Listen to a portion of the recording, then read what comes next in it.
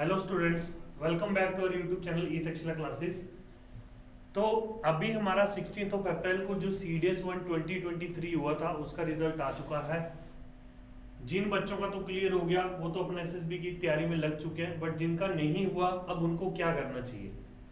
ये ब्रैकेट हमारी ऐसी है जिसमें टाइम हमारे पास बहुत कम है, ठीक है।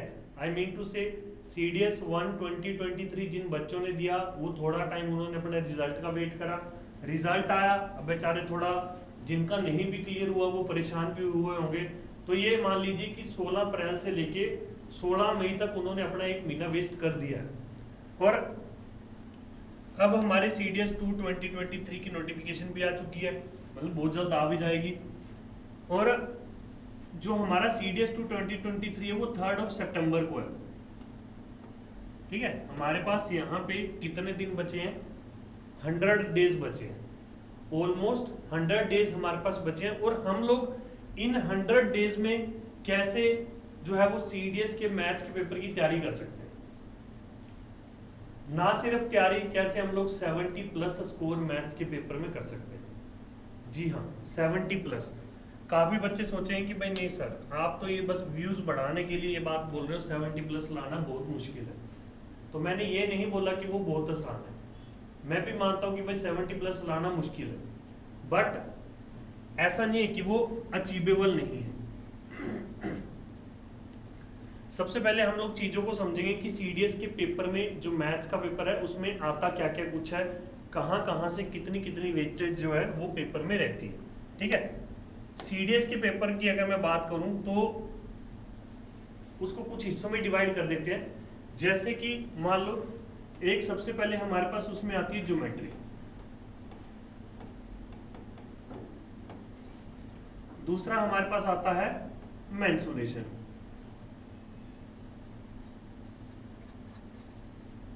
तीसरा हमारे पास है ट्रिग्नो,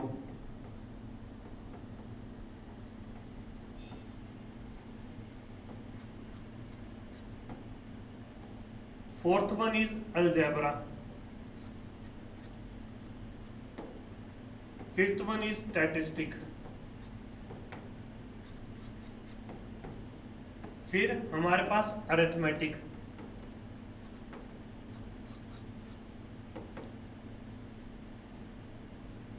एंड लास्ट, वैसे तो अरिथमेटिक में ही हम लोग नंबर सिस्टम को कंसीडर करते हैं, ठीक है ना। अब जब भी हमारा CDS का एग्जाम हुआ है, जो हमारे ये 3 चैप्टर यहां पे आपको दिख रहे हैं,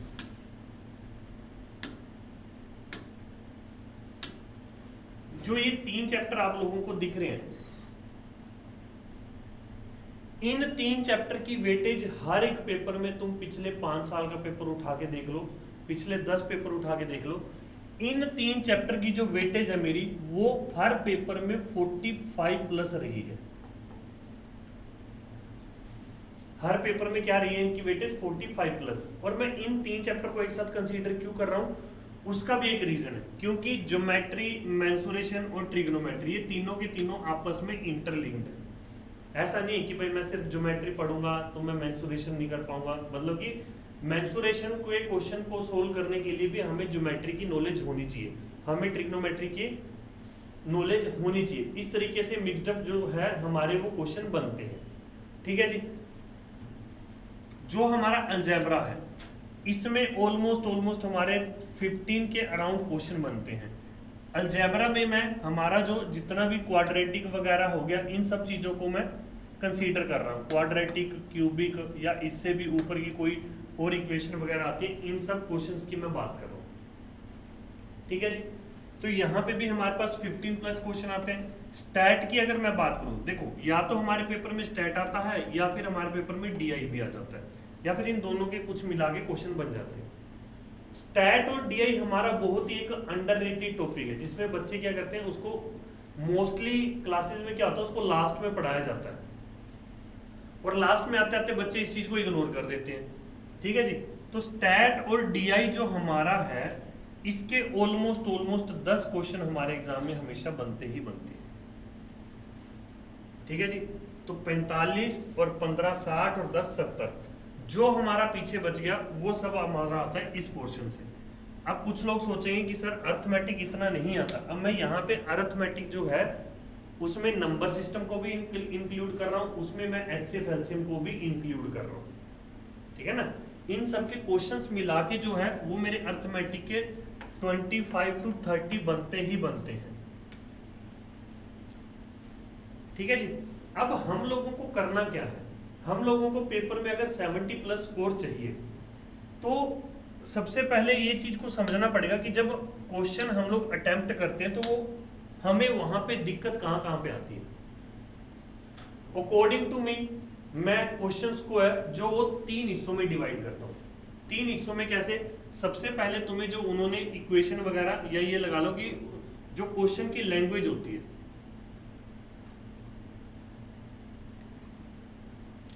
हमारे सामने क्वेश्चन दिया हुआ है, हम लोग पढ़ रहे हैं, हमें कई बार वो क्वेश्चन समझ नहीं आता, ठीक है ना।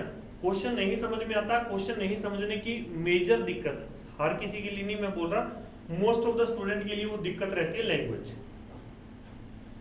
ठीक है जी, कि भाई उनको वो लैंग्वेज नहीं समझ आ रही कि भाई उन्होंने बोला क्या हुआ है और पूछा क्या हुआ है। अगर तुम्हें इंग्लिश में उन्होंने क्वेश्चन दिया हुआ है, तुम क्वेश्चन पढ़ते हो, तुम्हें नहीं समझ आ रहा, तो इसका मतलब ये नहीं कि तुम्हारा मैथ्स वीक है, इसका मतलब ये है कि तुम्हारी इंग्लिश भी वीक है, तुम्हारी जो लॉजिकल स्किल्स है वो भी वीक है। दूसरा जो पॉइंट है इसमें वो है लॉजिकल स्किल।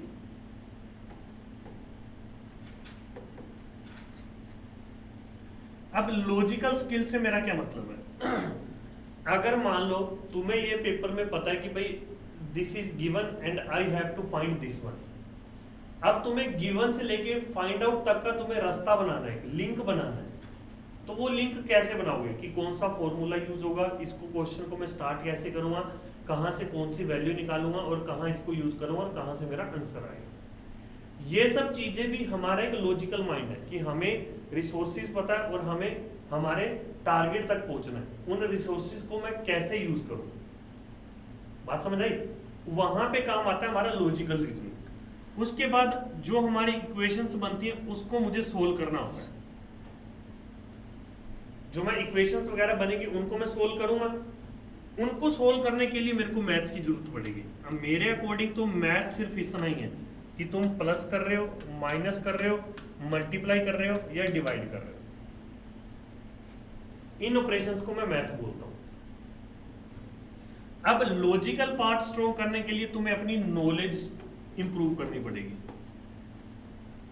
कि तुम्हें उस पर्टिकुलर टॉपिक की नॉलेज है या नहीं है। अगर तुम्हें नॉलेज नहीं है तो तुम उसमें कुछ भी अपना स्किल इंप्रूव नहीं कर सकते, मतलब कुछ भी उसमें इंप्रूवमेंट नहीं कर सकते। इंप्रूवमेंट से मेरा मतलब ये है कि तुम्हें जो रिसोर्सेज दिए हुए हैं और तुम्हें जो आंसर निकालना है उसके बीच का एक लिंक नहीं बना पाओगे। तो लॉजिकल के लिए तो मोस्ट इंपॉर्टेंट है नॉलेज, कि तुम्हें उस टॉपिक की नॉलेज होनी चाहिए, बेसिक चीजें तुम्हारी जो है वो क्लियर होनी चाहिए, ठीक है जी। इस वाले पार्ट में मैक्सिमम स्टूडेंटों को दिक्कत नहीं आती, ठीक है जी। दिक्कत आती है कि लैंग्वेज तो उन्हें समझ आ गई बट अब वो लॉजिक नहीं लगा पा रहे, और लॉजिक नहीं लगने का रीजन क्या है कि उन्हें उस पर्टिकुलर टॉपिक की नॉलेज नहीं है, ठीक है। अब पर्टिकुलर टॉपिक की नॉलेज मिल भी गई, उसके बाद भी अगर आंसर नहीं आ रहा तो मतलब उसकी जो बच्चे की कैलकुलेशन स्पीड है या कैलकुलेशन स्किल जो है वो बहुत वीक है।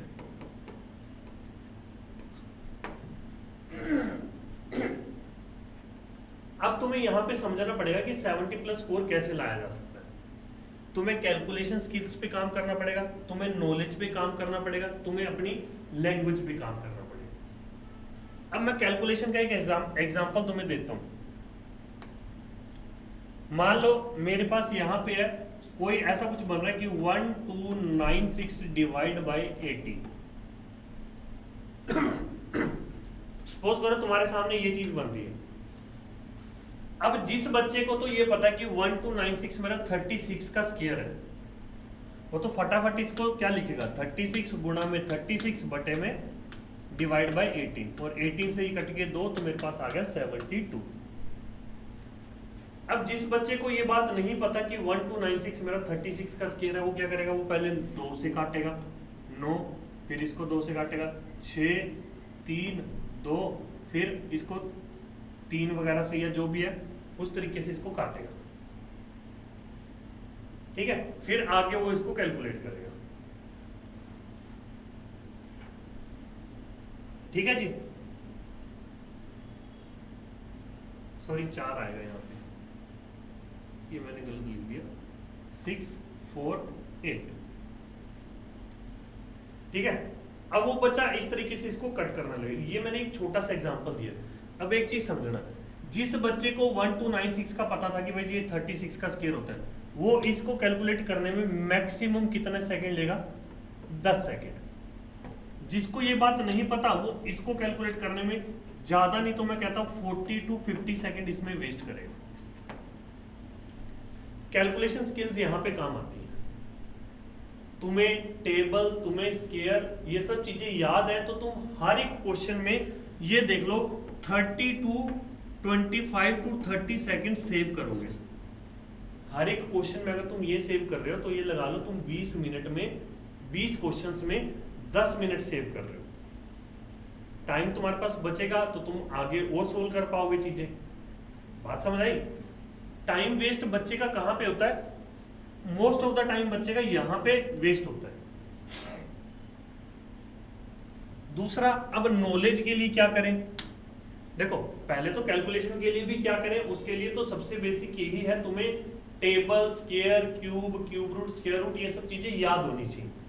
मैं ये नहीं कह रहा कि तुम्हें भाई वो लाइफ टाइम के लिए याद होनी चाहिए।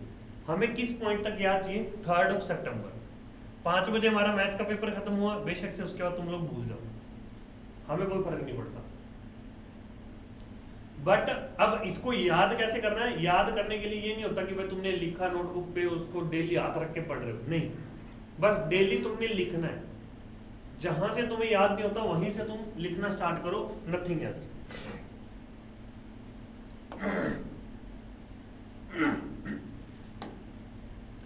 अब हम लोग देखेंगे कि भाई नॉलेज पे हम लोग कैसे काम करें। नॉलेज पे कैसे काम करें, या ये कह लीजिए कि रिसोर्सेज, हमारे सोर्सेज क्या होने चाहिए। मैथ्स में जो है वो 75 प्लस कोड लाने के लिए, नो डाउट अगर तुम्हें 75 प्लस कोड करना है तो तुम्हें सिलेबस सारा पढ़ना पड़ेगा। मैं ये नहीं कह रहा कि भाई पूरे के पूरे सिलेबस में तुम्हें मास्टरी करनी पड़ेगी, बट हाँ तुम्हें हर एक चैप्टर के बेसिक क्लियर होने चाहिए। समझ आई बात?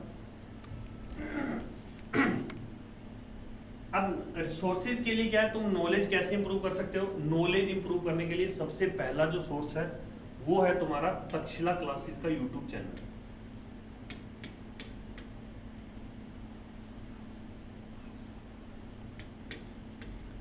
यहां पे 100 डेज की एक सीरीज स्टार्ट की जाएगी जिसमें CDS 2 2023 का जो मैथ्स का पेपर है, ना सिर्फ मैथ, मैं अपनी बात कर रहा हूं, मैं मैथ के पेपर के लिए एक सीरीज स्टार्ट करूंगा जिसमें CDS 2 2023 को टारगेट किया जाएगा।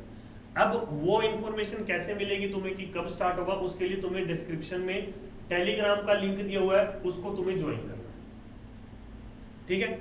दूसरा, अगर कोई बच्चे को लगता है कि नहीं भाई अभी भी मैं तक्षशिला क्लासेस में थोड़ा मतलब मैं भी चलो ना भी फॉलो कर रहा हूँ, तो मेक श्योर कि वो 10th क्लास तक की जो NCERT है उसको वो अच्छे से सोल्व करे। ये अच्छे से सोल्व करने से उस बच्चे का ज्यादा नहीं तो मैं कहता, ये जो मैंने 45 वाला पार्ट बोला है ना, ये 45 वाला पार्ट बोला है, ये 45 में से वो 45 क्वेश्चन अटेम्प्ट करके आएगा।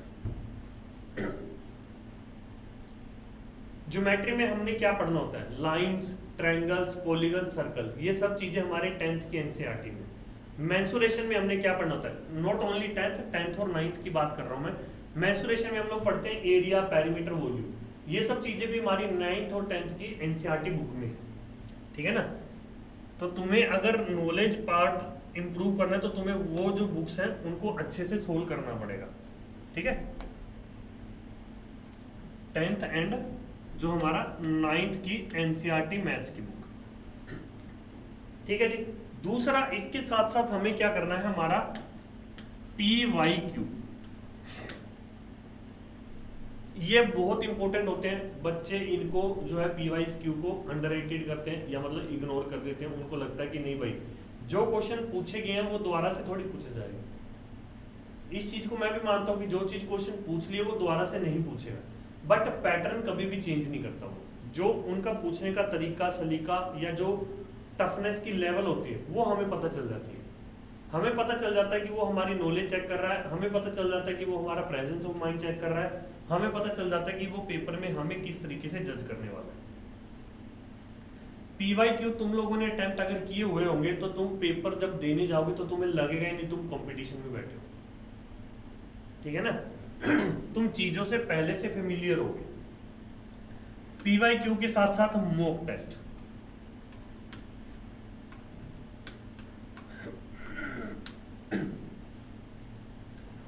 अब ये चीजें साथ के साथ जरूरी क्यों है? मान लो तुम एक स्पोर्ट्स पर्सन हो, तुम किसी गेम के लिए तैयारी कर रहे हो, सपोज करो कोई फुटबॉल का या बास्केटबॉल का प्लेयर है और वो आज से पहली बार खेलना सीख रहा है, तो ऐसा तो है नहीं कि भाई वो आज से लेके जब तक उसका टूर्नामेंट स्टार्ट नहीं होता वो सिर्फ ड्रिलिंग करेगा। ड्रिल मतलब कि जो एक एक चीज हमें सिखाते हैं कि किक कैसे मारनी है उसकी ड्रिल, या स्टेमिना कैसे बिल्डअप करना है उसकी ड्रिल। साथ ही साथ तुम्हारा जो भी कोच होगा वो प्रैक्टिस मैच भी तो करवाएगा ना तुम्हारे। तो उसी तरीके से ये हमारे मॉक टेस्ट होते हैं। तुम्हें मॉक टेस्ट भी अटेम्प्ट करने, तुम्हें हर पॉइंट पे खुद को जज करना है कि भाई मैं कहां पे इंप्रूव कर रहा हूं, कहां पे मैं लैग कर रहा हूं। पॉइंट समझ आया? ई तक्षशिला क्लासेस पे तुम्हें हर एक चीज मिलेगी। तुम्हें यहाँ पे नोट्स प्रोवाइड करवाए जाएंगे। नोट्स इन द सेंस तुम्हें जो क्लासेस लगेंगी उसमें तुम्हें डिटेल में चीजें पढ़ाई जाएंगी। तुम्हें PYQ करवाए जाएंगे, तुम्हें एक्सपेक्टेड क्वेश्चंस करवाए जाएंगे जो आने वाले होंगे, और प्रैक्टिस क्वेश्चन करवाए जाएंगे, ठीक है ना। और जो तक्षशिला क्लासेस पे सीरीज स्टार्ट होगी उसमें हम लोग पहले एडवांस मैथ से स्टार्ट करेंगे। एडवांस मैथ में हमारा यही सब चीजें आती हैं।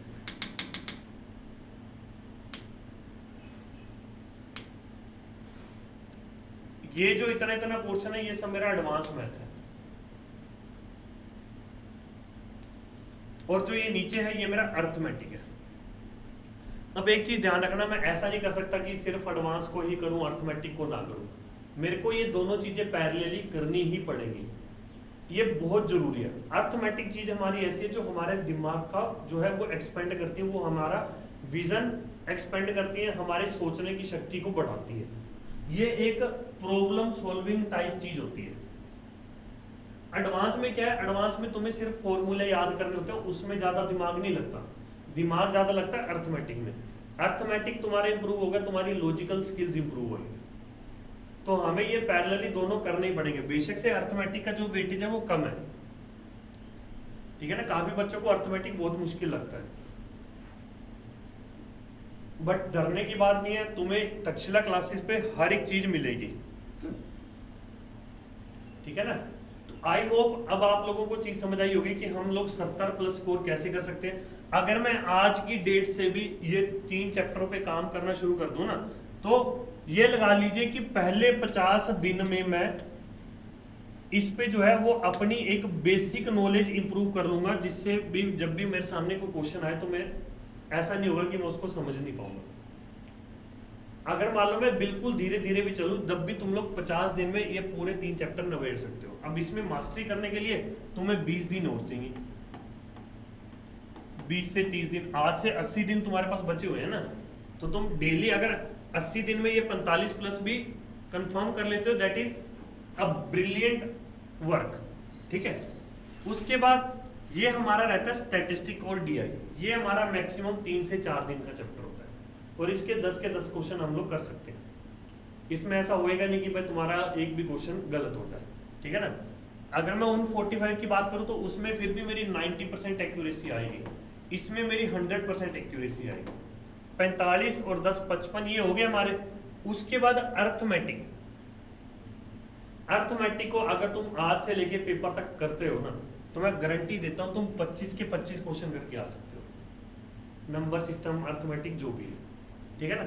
अब अर्थमेटिक में मैक्सिमम हमारा कितना आता है? अगर मान लो मैं इसमें 100% ये 90% ये, तो ये लगा लीजिए 40 और 10 50 क्वेश्चन मेरे यहाँ पे हो गए। अब मुझे बचे हुए 45 क्वेश्चन में से 20 क्वेश्चन करने हैं। बचे हुए 45 क्वेश्चन में से मुझे 20 करने हैं। अब जब जहां पे मेरा ये जो अलजेब्रा मैंने बताया उसमें 3 से 4 क्वेश्चन हमारे क्वाड्रेटिक के भी होते हैं, ठीक है ना, और ये चैप्टर भी हमारा आसान है।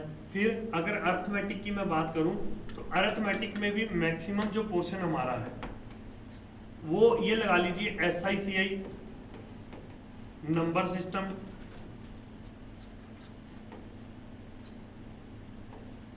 Time speed distance,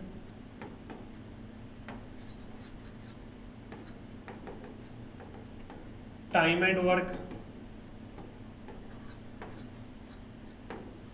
time speed distance, time and work, ratio and proportion, average, ratio and proportion and average, ठीक है ना, ये चैप्टर रहते हैं हमारे। इन पे भी हम लोग अच्छे से काम करेंगे, ठीक है ना। हमारी जो सीरीज है इसमें हम एक एक चीज डिटेल में पढ़ेंगे। तो हमें अब करना क्या है, हमें सबसे पहले अपना जो है ज्योमेट्री वाला पोर्शन जो मैंने वो 3 चैप्टर बताए, ट्रिग्नोमेट्री से स्टार्ट करना है। सीरीज भी हम लोग ट्रिग्नोमेट्री से स्टार्ट करेंगे, मोस्ट प्रोबेबली वो कल या परसों, नहीं तो कमिंग मंडे से तो डेफिनेटली हमारी जो है वो सीडीएस की सीरीज स्टार्ट होगी ही होगी, ठीक है जी। तो आई होप आप लोगों को चीजें समझ आई होंगी कि अभी भी हमारे पास टाइम है, हम लोग इन चीजों पे काम करेंगे, हम लोग 70+ स्कोर डेफिनेटली अचीव कर सकते हैं। आप लोगों को काम बस वही करना है, अपनी कैलकुलेशन स्किल्स पे ध्यान देना है। उस पे ध्यान कैसे दोगे, तुम्हें एटलीस्ट जो है वो स्क्वायर टेबल ये सब चीजें टिप्स पे होनी चाहिए। जब नंबर्स तुम्हारे टिप्स पे होते हैं तो तुम्हें आइडिया अपने आप मिलते रहते हैं, ठीक है ना। हमें नॉलेज पे काम करना है। इन सब चीजों के लिए मैं साहिल शर्मा ई तक्षशिला क्लासेस पे आप सब लोगों की हेल्प के लिए रहूंगा। यहाँ पे हमारी जो है वो सीरीज स्टार्ट होने वाली है। आप लोगों को काम बस इतना करना है, टेलीग्राम चैनल को ज्वाइन कर लेना है ताकि आपके पास जो है नोटिफिकेशन आती रहे, आपको डिटेल टाइम टू टाइम पता चलती रहे, ठीक है ना। दूसरा, जितना हो सके उस सीरीज को शेयर करना है आप लोगों ने। जितना तुम उसको शेयर करोगे उतनी मेरे को मोटिवेशन मिलेगी, उतना मेरी रिस्पॉन्सिबिलिटी बढ़ेगी कि भाई मेरे को और बच्चों का पेपर क्लियर करवाना है, ठीक है जी। तो मैं ज्यादा आप लोगों का टाइम वेस्ट नहीं करूंगा। आई होप आप लोग चीजें समझ गए होंगे, आपको एक आइडिया लग गया होगा कि हमें अब करना क्या है, खुद को कैसे पहचानना है, ठीक है जी। तो चलिए मिलते हैं नेक्स्ट वीडियो में, तब तक के लिए जय हिंद।